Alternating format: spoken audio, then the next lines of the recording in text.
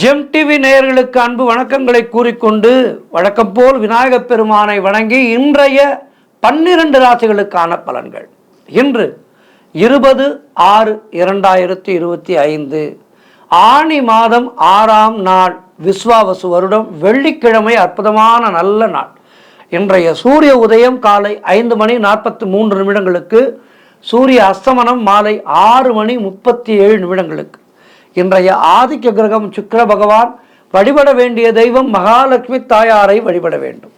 இன்றைய நல்ல நேரம் காலை 9:30 முதல் காலை 10:30 வரை, மாலை 4:30 முதல் மாலை 5:30 வரை.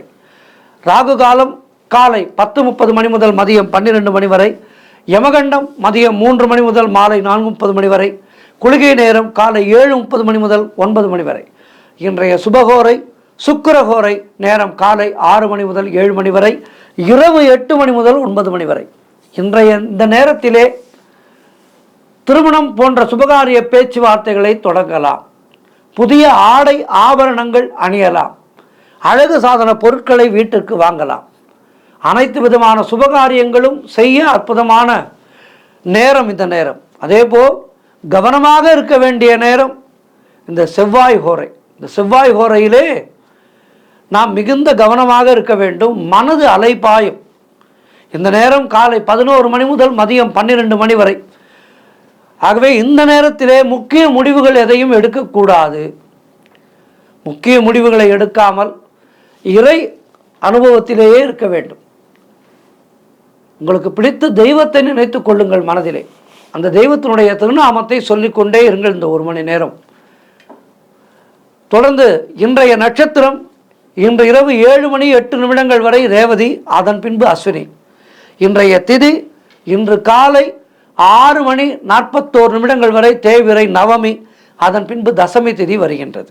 இன்றைய சந்திராஷ்டம நட்சத்திரம் இன்று இரவு 7:08 வரை பூரம், அதன் பின்பு உத்திரம் நட்சத்திரத்துக்கு சந்திராஷ்டமம்.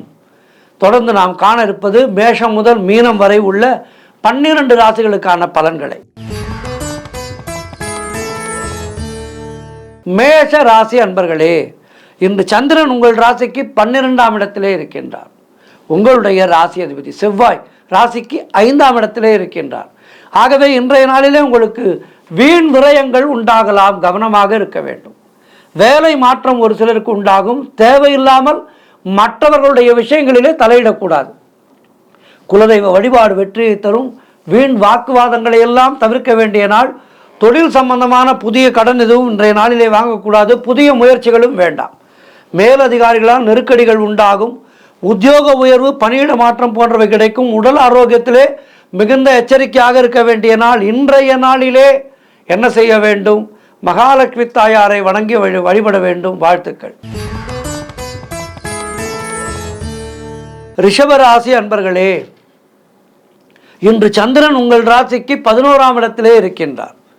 உங்களுடைய ராசி அதிபதி சுக்கிரன் ராசிக்கு 12ஆம் இடத்திலே இருக்கின்றார். ஆகவே இன்றைய நாளிலே எதிர்பார்த்த பணம் கைக்கு வரும்.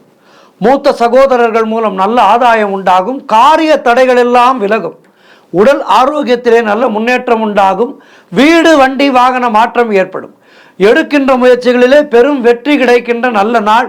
சுபகாரியங்கள் நடக்கக்கூடிய நல்ல நாள். தொழில் செய்பவர்களுக்கு அதிலே நல்ல முன்னேற்றம் ஏற்படும். உழைப்புக்கு ஏற்ற ஊதியம் கிடைக்கும். கடன் பிரச்சனைகள் முடிவுக்கு வரும்.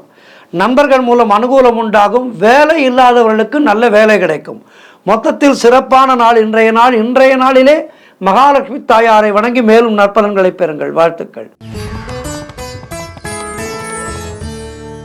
தொடர்ந்து மிதுன ராசி அன்பர்களே, இன்று சந்திரன் உங்கள் ராசிக்கு 10ஆம் இடத்திலே இருக்கின்றார். உங்களுடைய ராசி அதிபதி புதன் ராசியிலேயே இருக்கின்றார்.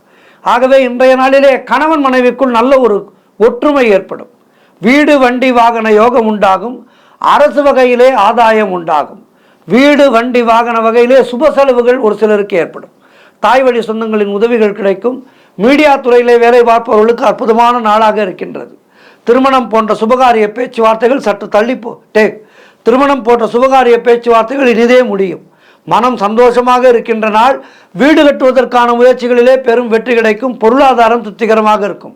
உடல் ஆரோக்கியம் நன்றாக இருக்கும். சிலருக்கு உத்தியோக உயர்வு, பணியிட மாற்றம் கிடைக்கும். மொத்தத்தில் சிறப்பான நாள் இது. இன்றைய நாளிலே மகாலட்சுமி தாயாரை வணங்குங்கள். வாழ்த்துக்கள். கடக ராசி அன்பர்களே, இன்று சந்திரன் உங்கள் ராசிக்கு 9ஆம் இடத்திலே இருக்கின்றார். உங்களுடைய உடல் ஆரோக்கியத்திலே நல்ல முன்னேற்றம் ஏற்படும். இந்த நாளிலே எதிர்பார்த்த பணம் கைக்கு வரும். சகல பாக்கியங்களும் கிடைக்கின்ற நல்ல நாளாக இருக்கின்றது. ஒரு சிலருக்கு குழந்தை பாக்கியம் உண்டாகும். நீங்கள் நினைத்தது அனைத்தும் நல்லபடியாக நடக்கக்கூடிய நல்ல நாள். அலுவலகத்திலே வேலை பார்ப்பவர்களுக்கு புதிய பொறுப்புகள் மகிழ்ச்சியை தரும். அதன் மூலம் நல்ல முன்னேற்றம் அடைவீர்கள். தொழில் மற்றும் வியாபாரத்திலே நல்ல லாபம் வரும். திருமணம் போன்ற சுபகாரிய பேச்சுவார்த்தைகள் கைகூடி வருகின்ற நாள். உத்தியோக உயர்வும் பணியிட மாற்றமும் பதவி உயர்வும் கிடைக்கும். மொத்தத்தில் இன்றைய நாள் சிறப்பான நாள். இன்றைய நாளிலே மகாலட்சுமி தாயாரை வணங்குங்கள். வாழ்த்துக்கள். சிம்ம ராசி அன்பர்களே, இன்று சந்திரன் உங்கள் ராசிக்கு 8ஆம் இடத்திலே இருக்கின்றார். உங்களுடைய ராசி அதிபதி சூரியன் ராசிக்கு 11ஆம் இடத்திலே இருக்கின்றார். இன்று நாள் முழுவதும் உங்களுக்கு சந்திராட்டம் இருக்கின்றது. மௌனத்தை கடைபிடியுங்கள். கூட்டு தொழில் செய்பவர்களுக்கு புதிய முதலீடுகளை தவிர்க்க வேண்டிய நாள். கடன் பிரச்சனைகள் அதிகமாகும். தேவையில்லாத பயத்தை தவிர்த்து கொள்ள வேண்டும். ஒரு சிலருக்கு வேலை மாற்றம் உண்டாகும். மனக்குழப்பங்கள் தீர்ந்து மனதிலே மனக்குழப்பமும் பதற்றமும் இருக்கக்கூடிய நாள். உடல் ஆரோக்கியத்திலே கவனம் தேவை. குலதெய்வ வழிபாடு மன அமைதியை தரும். வேலை செய்யும் இடத்திலே மற்றவரை பற்றி எதுவும் பேசாதீர்கள். கோபத்தை முற்றிலுமாக தவிர்க்க வேண்டிய நாள் இன்றைய நாள். கணவன் மனைவிக்குள் சண்டை சச்சரவுகள் ஏற்பட்டு விலகும். எதிலும் எச்சரிக்கையாக இருக்க வேண்டிய நாள். மற்றவரோடு பேசும்போது கவனமாக பேச வேண்டும். அலுவலகத்தில் வேலை பளு அதிகமளிக்கும். இன்றைய நாளிலே என்ன செய்ய வேண்டும்? மகாலட்சுமி தாயாரை வணங்குங்கள். வாழ்த்துக்கள். கன்னிராசி அன்பர்களே, இன்று சந்திரன் உங்கள் ராசிக்கு 7ஆம் இடத்திலே இருக்கின்றார். உங்களுடைய ராசி அதிபதி புதன் ராசிக்கு 10ஆம் இடத்திலே இருக்கின்றார். ஆகவே இன்றைய நாளிலே கணவன் மனைவிக்குள் இருந்து வந்த பிரச்சனைகள் எல்லாம் தீரும். ஒரு சிலருக்கு புதிய வேலை வாய்ப்புகள் உண்டாகும். திருமண பேச்சுவார்த்தைகள் சுபமாக முடியும். மனம் சந்தோஷமாக இருக்கும். கூட்டு தொழிலிலே நல்ல லாபங்கள் வருகின்ற நாள். எதிலும் வெற்றி உண்டாகும். நினைத்த காரியம் எல்லாம் நல்லபடியாக நடக்கின்ற நல்ல நாள். மனக்குழப்பங்கள் தீரும். வீடு வண்டி வாகன யோகம் உண்டாகும். செய்கின்ற செயலிலே பெயரும் புகழும் கிடைக்கும். அலுவலகத்திலே வேலை பார்ப்பவர்களுக்கு சம்பள உயர்வும் பதவி உயர்வும் இடமாற்றமும் கிடைக்கும். சுபகாரியங்கள் நடைபெறக்கூடிய நல்ல நாள். மனம் மிகவும் உற்சாகமாக காணப்படக்கூடிய அற்புதமான நாள். இன்றைய நாளிலே மகாலட்சுமி தாயாரை வணங்குங்கள். மேலும் நற்பலன்களை பெறுங்கள். வாழ்த்துக்கள். துலாம் ராசி அன்பர்களே, இன்று சந்திரன் உங்கள் ராசிக்கு 6ஆம் இடத்திலே இருக்கின்றார். உங்களுடைய ராசி அதிபதி சுக்கிரன் ராசிக்கு 7ஆம் இடத்திலே இருக்கின்றார். ஆகவே இன்றைய நாளிலே ஒரு சிலருக்கு வேலை மாற்றம் உண்டாகும். கூட்டு தொழிலிலே மன வருத்தங்கள் உண்டாகலாம். குலதெய்வ வழிபாடு மன அமைதியை தரும். காரிய தடைகள் எல்லாம் ஏற்பட்டு விலகும். அலுவலகத்திலே வீண் வாதங்களை தவிர்க்க வேண்டிய நாள். உடல் ஆரோக்கியத்திலே எச்சரிக்கையாக இருக்க வேண்டும். குடும்பத்திலே கணவன் மனைவிக்குள் சண்டை சச்சரவுகள் ஏற்பட்டு விலகும். வீடு வண்டி சம்பந்தமான விரய செலவுகள் சிலருக்கு ஏற்படலாம். திருமணம் சம்பந்தப்பட்ட சுபகாரிய பேச்சுவார்த்தைகள் சற்று தாமதமாகும். உடல் உழைப்பு அதிகமாகும். வரவு குறைவாக இருக்கும். உத்தியோகத்தில் இருப்பவர்கள் பணியிலே கூடுதல் கவனம் செலுத்த வேண்டிய நாள். தொழில் மற்றும் வியாபாரத்திற்காக புதிய முதலீடுகளை புதிய முயற்சிகளை முற்றிலும் தவிர்க்க வேண்டிய நாள் இன்றைய நாள். குரு பகவானை வணங்குங்கள். வாழ்த்துக்கள். விருச்சிக ராசி அன்பர்களே, இன்று சந்திரன் உங்கள் ராசிக்கு 5ஆம் இடத்திலே இருக்கின்றார். உங்களுடைய ராசி அதிபதி செவ்வாய் ராசிக்கு 10ஆம் இடத்திலே இருக்கின்றார். ஆகவே இன்றைய நாளிலே குழந்தை பாக்கியம் வேண்டி காத்திருக்கின்ற தம்பதிகளுக்கு சந்தான பிராப்தி உண்டாகும். பெயரும் புகழும் கிடைக்கக்கூடிய நல்ல நாள். சுபகாரியங்கள் கைகூடி வரும். புதிய வேலை தேடிக்கொண்டிருப்பவர்களுக்கு வேலை கிடைக்கும். தொழில் மற்றும் வியாபாரத்திலே நல்ல லாபம் உண்டாகும். கடன் பிரச்சனைகள் தீரும். ஒரு சிலருக்கு பதவி உயர்வோடு வேலை மாற்றம் ஏற்படும். திடீர் பணவரவு உண்டாகும். தொழிலிலே நல்ல லாபம் வருகின்ற நாள். குடும்ப ஒற்றுமை சந்தோஷத்தை தரும். குழந்தைகளால் மகிழ்ச்சி உண்டாகும். ஒரு சிலருக்கு சுபவிரயங்கள் ஏற்படக்கூடிய நாள். மொத்தத்தில் இன்றைய நாளிலே கவனமாக இருங்கள். இன்றைய நாளிலே குரு வழிபாடு செய்யுங்கள். சித்தர்களை வணங்குங்கள். குரு தட்சிணாமூர்த்தியை வணங்குங்கள். இன்றைய நாளிலே மகாலட்சுமி தாயாரை வணங்குங்கள். வாழ்த்துக்கள். தனுராசி அன்பர்களே, இன்று சந்திரன் உங்கள் ராசிக்கு 4ஆம் இடத்திலே இருக்கின்றார். உங்களுடைய ராசி அதிபதி குரு ராசிக்கு 7ஆம் இடத்திலே இருக்கின்றார். ஆகவே இன்றைய நாளிலே வீடு வண்டி வாகன யோகம் உண்டாகும். சொந்த நிலம் வாங்குவதற்காக அட்வான்ஸ் கொடுப்பீர்கள். இன்றைய நாளிலே ரியல் எஸ்டேட் துறையில் வேலை பார்ப்பவர்களுக்கு நல்ல லாபம் வருகின்ற நாள். உங்களுடைய முயற்சிகள் எல்லாம் பெரும் வெற்றி பெறும். உத்தியோகத்திலே சம்பள உயர்வு, பதவி உயர்வு போன்றவை கிடைக்கும். திருமண பேச்சுவார்த்தைகள் சுபமாக முடியும். நண்பர்கள் உறவினர்களால் ஆதாயம் உண்டாகும். தாய்வழி சொத்துக்கள் கைக்கு வருகின்ற நாள்.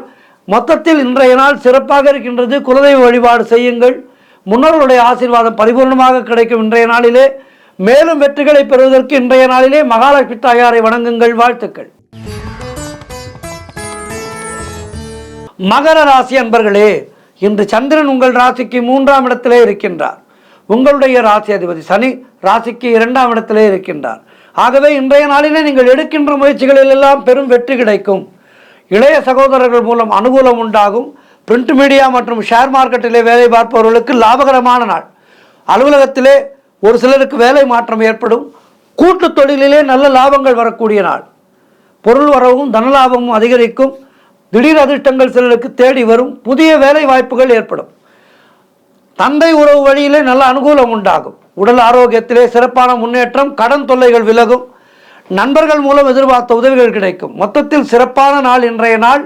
மேலும் சிறப்புகளை பெறுவதற்கு மகாலட்சுமி தாயாரை வணங்குங்கள். வாழ்த்துக்கள்.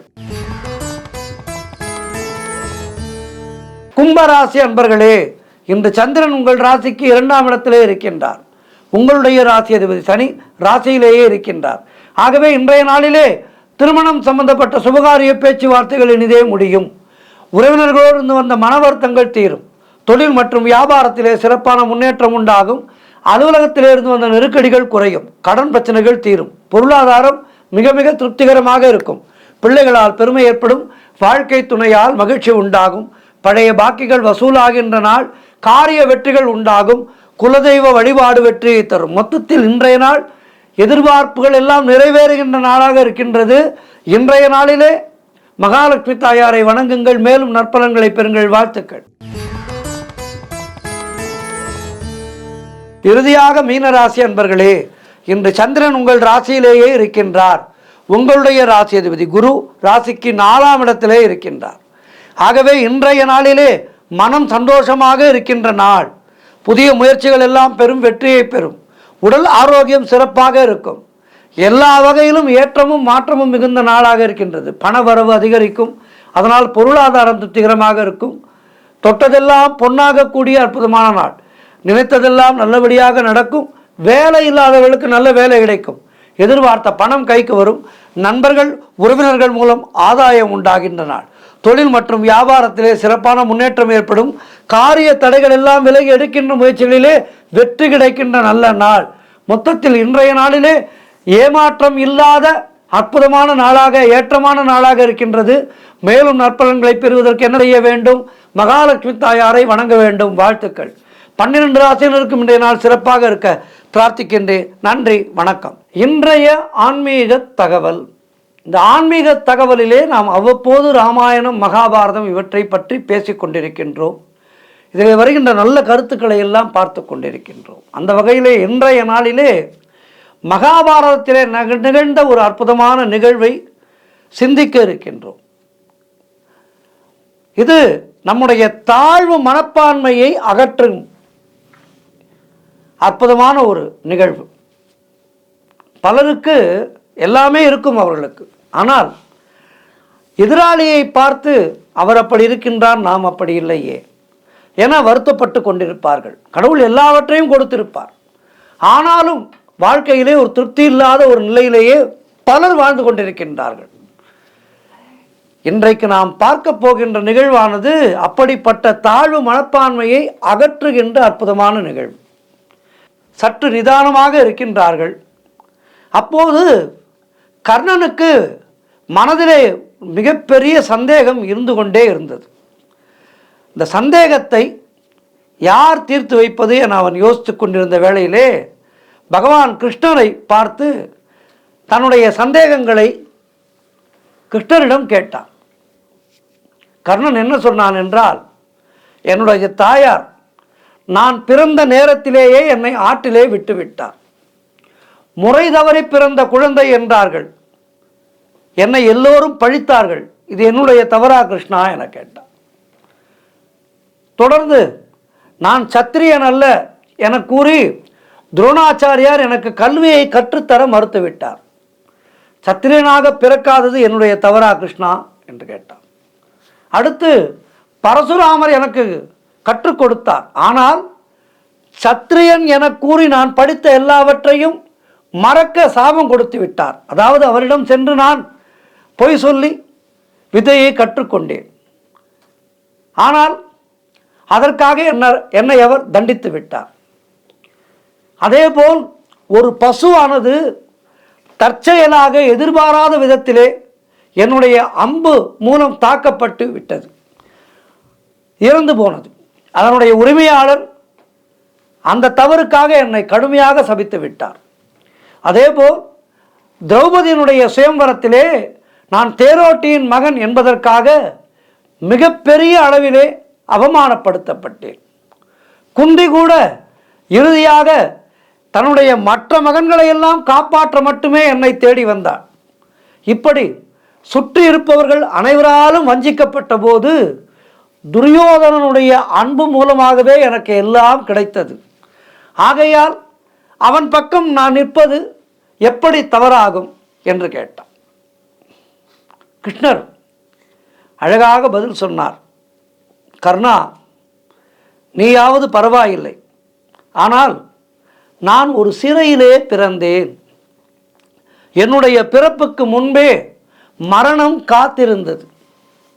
நான் பிறந்த இரவு அன்றே என்னுடைய பெற்றோரிடமிருந்து நான் பிறக்கப்பட்டு விட்டேன். நீ சிறுவயதிலே இருந்து வாள், ரதங்கள், குதிரைகள், வில், அம்புகள் ஆகியவற்றின் இரைச்சலை கேள்விப்பட்டு அதோடு உறவாடினாய்.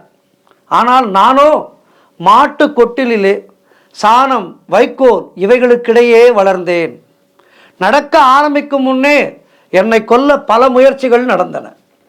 நல்ல கல்வி இல்லை, இராணுவ பயிற்சி இல்லை. ஆனால் எல்லோரும் நான் தான் நடக்கின்ற பிரச்சனைகளுக்கெல்லாம் காரணம் என்று என்னையே ஏசுகின்றார்கள்.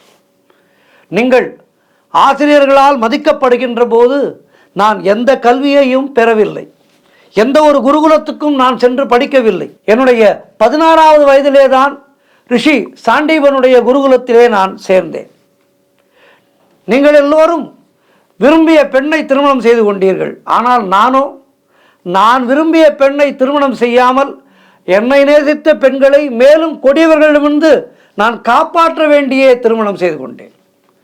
ஜராசந்தனிடமிருந்து என் மக்களை காப்பாற்றுவதற்காக யமுனா நதிக்கரையிலிருந்து, கடலிலிருந்து, தூரத்திலிருந்து என்னுடைய முழு சமூகத்தையும் நகர்த்த வேண்டிய பெரிய சுவை எனக்கு இருந்தது.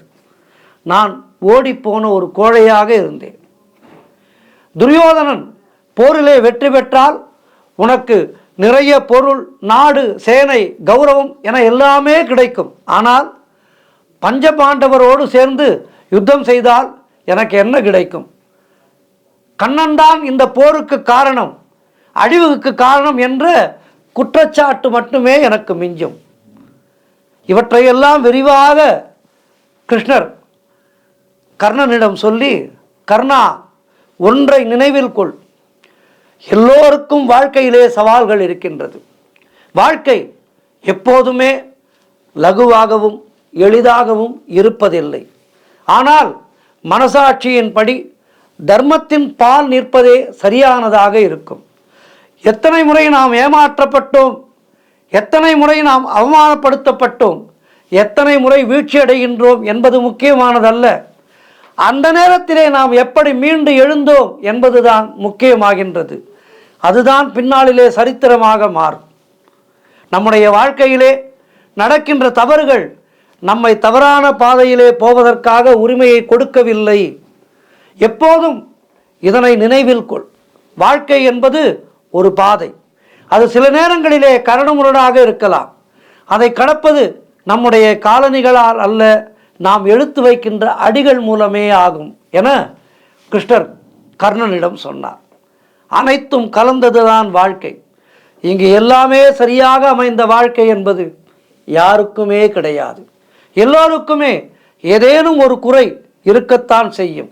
அந்த குறைகளை மனதிலே ஒரு ஓரத்திலே போட்டுவிட்டு நமக்கு கிடைத்திருக்கின்ற நிறைகளை வாழ்க்கையிலே நமக்கான உந்து சக்தியாக கொண்டு விட்டால் நம்முடைய வாழ்க்கையானது இனிதாக இருக்கும் என்ற நீண்ட நெடிய விளக்கத்தை கர்ணனிடம் கிருஷ்ணர் சொன்னார்.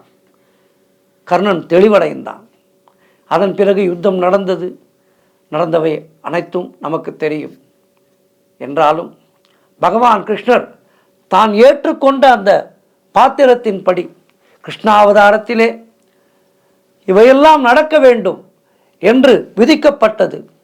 அந்த விதிக்கப்பட்ட விதியிலே தான் ஒரு கடவுளாக இருந்தால் கூட அதிலே எம்மி அளவும் மாறாமல் அந்த கிருஷ்ணர் அவதாரத்திலே நமக்கு நல்ல போதனைகளை தந்தார். கிருஷ்ணர் சொன்ன வழிகளிலே நடந்தால் இந்த கலியுகத்திலே நாம் வாழ்கின்ற வாழ்க்கையானது நிச்சயமாக நமக்கு ஒரு இனிதான வாழ்க்கையாக இருக்கும். கிருஷ்ணருடைய போதனைகள் எல்லா யுகங்களுக்கும் ஏற்றவை. குறிப்பாக கலியுகத்திலே நாம் வாழ்கின்ற வாழ்க்கைக்கு மிக மிக ஏற்ற போதனைகள். ஆகவே கிருஷ்ணர் சொன்ன வழியிலே நடப்போம். கீதையின் சாரத்தின்படி நடப்போம். சர்வம் கிருஷ்ணார்ப்பணம். நன்றி, வணக்கம்.